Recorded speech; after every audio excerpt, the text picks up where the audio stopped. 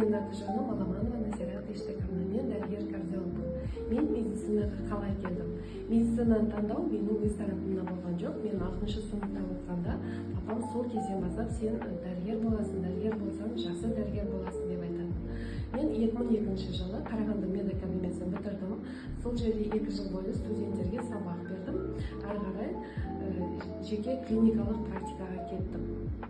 Мен кардиолог ретінде осы кардиологиялық сырқаттар бар науқастармен жұмыс істеймін, яғни операцияға дайындау, операциядан кейін жүргізу, немесе осы аритмия болса, жүктілік болса, және жүрекке УЗИ сердца жасаймыз. Біз кардиолог болғандықтан біздің науқастарымыз басқа науқастарға қарағанда өте ауыр болады жағдайлары.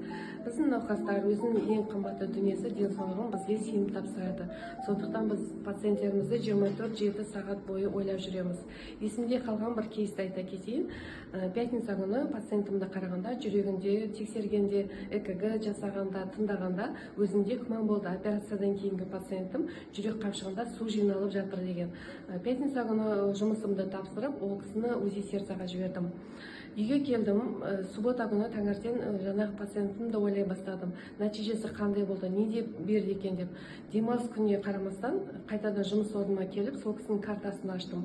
Картасын ашсам, жүрек қапшығында 1,5 мл су жиналған екен. Бірақ бұл кезде бізге уақыт өте санаулы болады. Егер де жаңағы су демалыс күнін ескерсек, 2 күн демалса, ол судың мөлшері көбейіп, тампонада сердце беруі мүмкін. Тампонада сердце деген жүректің кенеттен тоқтап қалуы.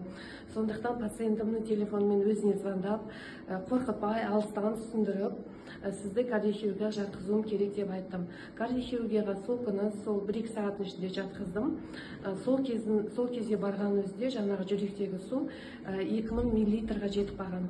Дереу ол кісіге операция жасап, жағдайы жақсарып, кейін менің қайтадан бақылауыма келді.